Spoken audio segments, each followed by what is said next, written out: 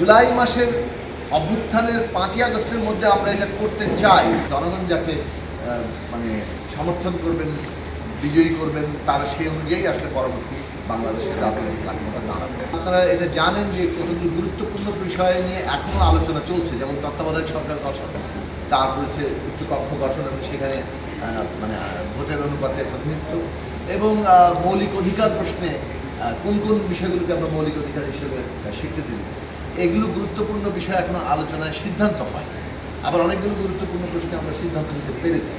আশা করি যে ইন্ট্রোডাকশনের সাথে সাথে কমিশন দ্রুত যেসব বিষয়ে আমরা ঐকমত্য হয়েছি সেই বিষয়গুলো তারা যুক্ত করবেন এবং আগামীকাল পরশুর মধ্যে আমরা যেসব এই এখনও যেগুলোতে আমরা মীমাংসায় পৌঁছাতে পারিনি সেগুলোর ব্যাপারে একটা সিদ্ধান্ত হবে এবং তখনই আমরা ঠিক হবে যে কোন বিষয়গুলোতে আমরা ঐকমত্য আছি সেই যেগুলো জুলাই জাতীয় সনদ, আর যেসব বিষয়ে ঐকমত্য নাই, যেসব বিষয়ে পার্থক্য শেষ পর্যন্ত থেকে যাচ্ছে সেগুলো নিয়ে জনগণের কাছে যেতে হবে। যার যার দল যে অবস্থান গ্রহণ করে সেটা নিয়ে তার জনগণের কাছে যেতে, জনগণ যাকে সমর্থন করবেন, বিজয়ী করবেন, তারা সেই অনুযায়ী আসলে পরবর্তী বাংলাদেশের রাজনৈতিক কাঠামোটা দাঁড়াবে।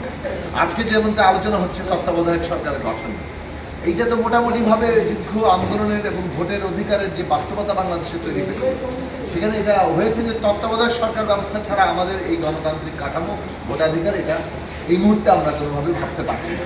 কাজেই তত্ত্বাবধায়ক সরকার ব্যবস্থা কার্যত এক ধরনের পঞ্চদশ সংসদ নিয়ে বাতিল হওয়ার মধ্যে দিয়ে আবার পুনরায় বহাল হওয়ার পথে। কিন্তু কাঠামোটা কী হবে, যেহেতু এই কাঠামো নিয়ে বিতর্ক উঠেছিল, আমাদের প্রস্তাব ছিল রাষ্ট্রপতি এবং বিচার বিভাগকে এটাকে যথাসম্ভব দূরে রাখা।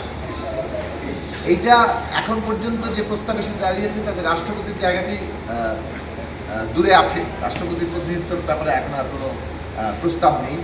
বিচার বিভাগের ক্ষেত্রে কিন্তু দূরে রাখার জায়গাটি শেষ পর্যন্ত থাকছে কিনা, যেহেতু শেষ অপশনে ত্রয়োদশ সংশোধনীতে যে বিধান ছিল রাষ্ট্রপতির লাস্ট অপশন বাদ দিয়ে সেটা রাখা, অর্থাৎ সর্বশেষ অবসরপ্রাপ্ত প্রধান বিচারপতি, তিনি না হলে তারপরে প্রধান বিচারপতি, এবং এইভাবে যে 4টি স্তর আছে সেই স্তরটি হচ্ছে সর্বশেষ হবে।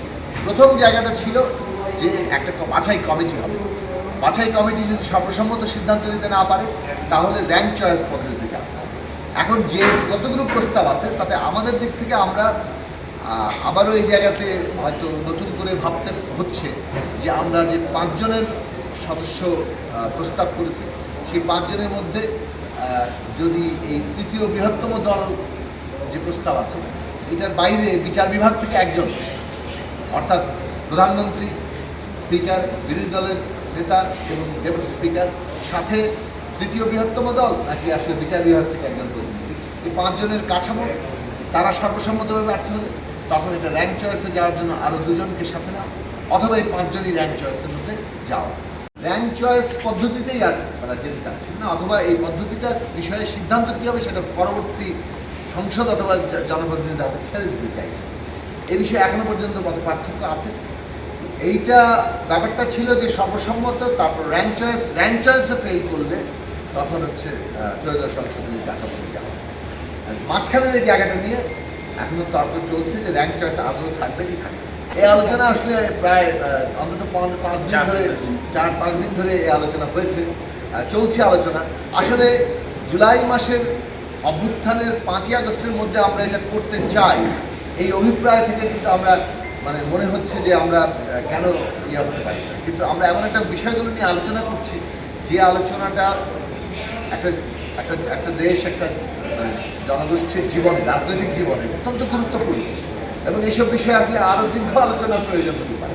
খসড়া মানেই এটা, খসড়া মানেই হচ্ছে যে সেখানে সংযোজন বিয়োজন হবে, কাজে এটাকে অসম্পূর্ণ বললে ভুল হবে।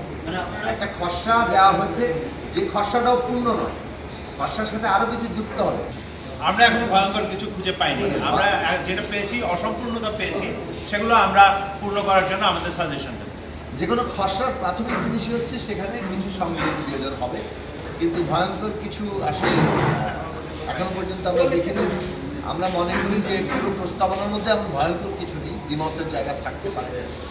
এটা শুধুমাত্র কমিশন আমাদের কাছে যে পুরো প্রস্তাবনা দিয়েছিল তার মধ্যে এমন কোনো ভয়ঙ্কর কিছু নেই, এটাতে আসলে দ্বিমতের হয়তো জায়গা আছে।